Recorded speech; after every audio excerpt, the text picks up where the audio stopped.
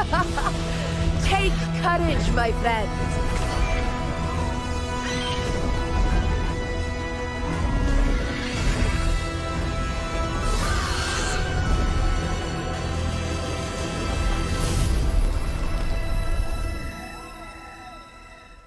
Yo ho ho, this is the Caribbean Pirate again. We are late to it because of all what has been happening, but update 2.6 has brought in so many things. It's a lot to take in, it's a lot to try to do. But let's try to run through the update patch notes and see exactly what's happening. We have version 2.6 preview, which is by Sun Scourge and Moon's Revelations. And we have official poster art that is amazingly done as always. You're seeing both male female rover. You have Augusta on the top, and then you have Juno below. So you're seeing exactly the two main characters that we'll be seeing in this patch. Then we have two main quests. The first one will be main chapter quest, chapter 2, Act 8, which will be by Sun's Burning Hand, which will focus on Augusta. And we go into main quest chapter 2, Act 9, which is by Moon's Fated Light, which would be focused on Juno. And straight off the bat, the gifts from the Moon Roamer, we're getting 10 Radiant Tides and 10 Forging Tides. That's 10 limited banner pulls and 10 weapon banner pulls. So straight off the bat, we're getting 20 pulls right off the bat one time. And it's coming in on the 17th of the 9th to the 8th of the 10th is when we can actually log in and claim these pulls. Going into a new location, the Sangis Pletius. The new echoes that are coming. We have the False Sovereign, we have the Chorosaurus, and then we also have the Lady of the Sea. Most of us will remember Lady of the Sea because we had to fight against the Lady of the Sea with Looper, and Looper's 2.4 was maybe when we had to fight up against the Throne trying to get back using Maya, its old body, with Christopher actually getting them to get back her body and then trying to do experiments on it and creating this abomination. And then from that, now we have new Nightmare Echoes coming out. So we have the Gold Puff, the Chirp Puff, the Cyan Feathered Heron, the Violet Feathered Heron, Aerial Predator, and Nectar Predator. So 6 new Nightmare Echoes are coming, 3 cost and 1 cost, respectively. So we know exactly what they're going to be. And then new Phantom Echoes that we're going to get, which is, these are looking pretty sweet. We have Phantom with Fallacy no return. He actually turned golden. And then we see the Phantom Cursor where he's actually turned blood red, which the Cursor looks pretty sweet though. And then we have 2 new Sonata sets. We have the Crown of Valor, 3-piece. Upon gaining a shield, increase the Resonator's attack by 6% and crit damage by 4% for 4 seconds. This effect can be triggered once every 0.5 seconds and stack up to 5 times. So that's 20% crit damage and 30% attack. That's a good chunk to put onto a character. And I'm sure one Crown of Valor is basically built for Augusta, so it's going to be interesting to see how her kit plays around this effect. Then we have Law of Harmony. Casting Echo skill grants 30% heavy attack damage bonus to the caster for 4 seconds. Additionally, all resonators in the team gain 4% Echo skill damage bonus for 30 seconds, stacking up to 4 times. Echoes of the same name can only trigger this effect once. The record of echo triggering this effect is cleared along with this effect. At 4 stacks, casting echo skill again resets the duration of this effect. So Law of Harmony. So that means Juno is going to play something in regards to with heavy attack. I'm sure she's going to have something with heavy attack, but this other additional thing with all resonators in the team gain 4% echo skill damage bonus. This is an interesting mechanic to see how that's going to work out. We have the new Tactical Hologram Challenge coming up. We have the Tactical Lady of the Sea. So this is going to be a fight. I am not going to be thrilled when I have to do this. Also, you can see me fight this live on stream at twitch.tv/CaribbeanPirate and twitch.com/CaribbeanPirate. Make sure, follow, be there for it. We have optimizations coming in. We have the optimized utility for flight. Press flight button in any open space to ascend and start flying without the need to rely on elevated terrain. This is going to be so much fun because how many times have we been finding different ways to be able to jump in the air, use the grapple hook, fly up in the air, then activate flight, or finding some little distance to jump off to be able to activate flight. Now you can do it straight from the ground without a problem. Good. Updated permanent events, the main page and lineup for page For the Fantasies of Thousand Gateways event has now been optimized, which is nice. New metaphors have been added. That's gonna be nice. And the metaphors are now categorized more clearly. Good. Additionally, Lucid Dream State is replaced by Divine Dream State. When Dreamscape energy is full, the Divine Dream State can be activated manually. So we can actually decide whether we want it or not. Because I know it used to activate automatically, but now it's going to be a manual activation on whether or not what we want to do with it. Floor 3 and Floor 4 has been added to the Hazard Tower in the Tower Adversity event, with more rewards available. Additionally, the Overdrive Zone will become available when the Stable and Experiment zones are cleared, without the need to clear the Hazard Zone first. Okay, that's an interesting recipe. So if you wish, you don't have to do TOA, but there is the Overdrive Zone, which is pretty damn wild. I'm still trying to get my hands around it as well. But the thing is, if you're putting in a Floor 3 and Floor 4, in middle to oh jeez, that's gonna be difficult. Now you're gonna have to really have your team set because the thing is, yes, it works on a Vega system. A lot of people are bashing the Vega system, but I find it to be something very interesting. In the sense is that you then have to know how you're gonna play your teams. Sure, you can always have a team and just have one team wipe out everything, and then yeah, that kind of just kills the whole sense of the game, doesn't it? But when you see you have a Vega system implemented, you then realize that yes, you basically normally have two teams. But what I would do, which is what I did, I have my two main teams which will handle the left and the right floor.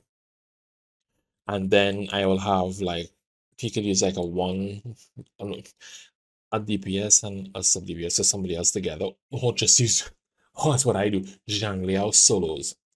Zhang Liao solos floors 1 to 3. Then I just bring in the team for the fourth floor. Basically that's all he does. He just does the floors 1 to 3 on both the left and the right, and the team handles the boss on both floors. That's it. For the middle tower, there's one team specifically to do floor 1 and floor 2. If they're adding in a floor 3 and floor 4, I wonder if they're going to change the vigor count for it. That has not been stated, but they are adding a floor 3 and a floor 4, so we'll have to see what happens there. The Burning Waves feature in Whimpering Waves event has been updated instead of triggering at fixed enemy waves. Burning Waves can be activated by accumulating Ember through combat actions, which is fun. And since they could actually build it up fast instead of just being on specific things. Added the record sync feature to Tower Adversity and Whimpering Waves. Each cycle refresh will now automatically clear certain floors based on the progress made in the previous cycle, which is pretty sweet. They have actually made it now is that you auto-complete certain floors if you did it. So if you manage to clear, if you clear it once, you clear like your first 3 floors, which is fine. But that's the same as easy. I cleared shield defense once, and because I've cleared shield defense once, I don't have to do the first 3 stages. I only have the last 2 to do.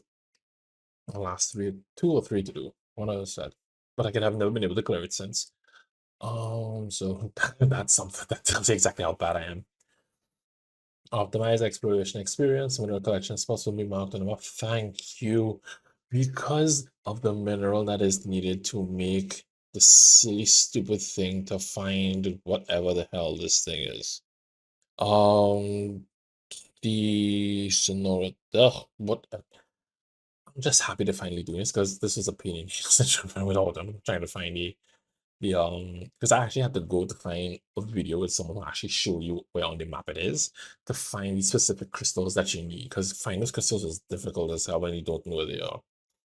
You optimize the gallery. A new category has been added to the gallery: weapons. You can view the details of weapons and weapon projections available, which is nice. So people can actually get to see each weapon, what the weapon does, and also the weapon projections. Because with the weapon projections, not much people I think know of them, or even some of us have them, but it has one I think that I haven't seen anybody use, which is the invisible one. I don't know if it really exists in the game or if it is that only like a very, very few amount of people have it. Optimized interface added one-click collection across most of the pages. Let's claimable rewards, guidebook, databank levels, and materials. Claim any claim button on the rewards page and claim all available rewards on that page. Nice, so you less clicking happening. New keyboard shortcuts have been added to the PC version. Sweet. Press preset keyboard shortcuts to assess certain in-game screens without having the need to use the mouse. Yes, finally, we get keyboard shortcuts optimized graphic performance. This one would mostly probably be for those who like running like current gen cards and whatnot. Like me, I'm using an integrated graphics. This isn't gonna apply to me at all. So this is terrible that I can actually get a computer with actually a dedicated graphics card. Then this would be amazing to see exactly what the graphics are gonna look like. Well, what can we say? We could say they have done so much so far in terms of quality of life updates and everything else that's coming out from before. It's gonna be amazing. It's a lot it's a lot to be taken in at once, but then we know once we get into it, it's gonna be beautiful. Then we go into the new resonators that are coming. We have the new 5-star. The first one will be Augusta. For Augusta, sorry, she's going to be of the Electra attribute.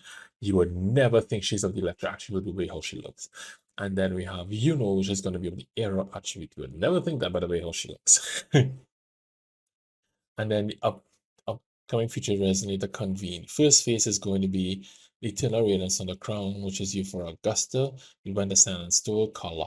This is kind of a bit evil. You put the greatest woman, you're gonna put Thunder Thighs. I don't even want to say it, I might get banned on YouTube.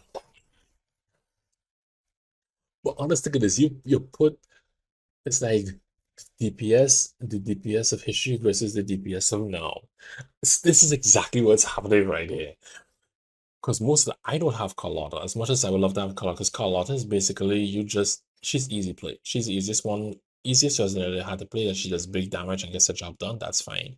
You've got Gusta's coming in now to show people exactly what she can do, and she's gonna run it big. But then what happens is that they then added until the details they added in Showkeeper into phase one. So to make matters worse for people who have to choose between Augusta, Carlotta, you know, make it in a sense to make it a tribute choice and put in Showkeeper. Because Showkeeper has basically become the number one. She has, I think, is the really only resonator that people say you need on your account no matter what. She's the only one that I have to say that to. And now she's coming in the first phase with the two heavy hitters coming. That is a bit that's terrible though.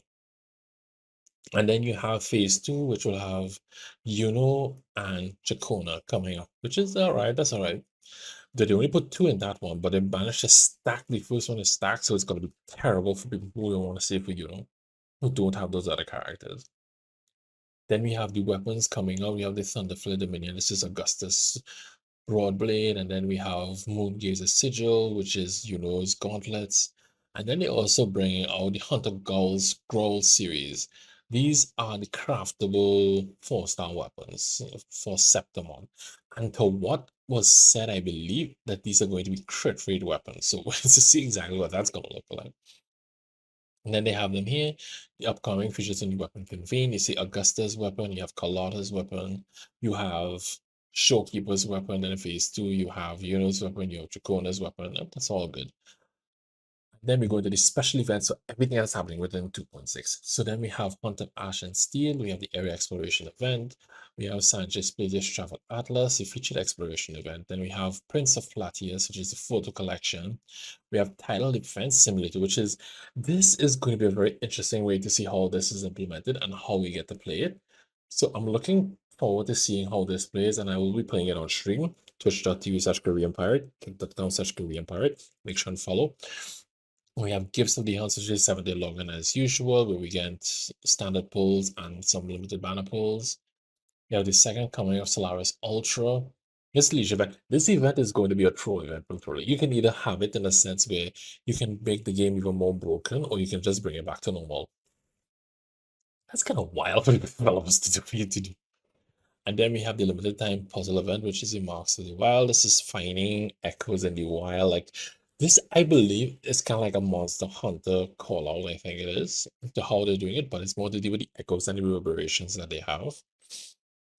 Then we have the Moonlit Revelation, which is the lunar phase divination event. This event is basically just like a daily kind of want to do. And after, because you get buffs for each day, I believe, the lunar cycle, and then when you complete the entire lunar cycle, you get an avatar sigil, you get a sigil to use on your profile. Then we have back the Beyond the Waves Renacita featured exploration. So this is coming back again, which is going to be fun. Then we have the Wind Rider project. The Wind Rider project is what's going to be interesting because we are going to be able to fly in Jinzo and the Black Shores. But how they're implementing it is that it's through this event, you have to do certain challenges within each of those regions to unlock the ability to fly in those regions. Smart thinking.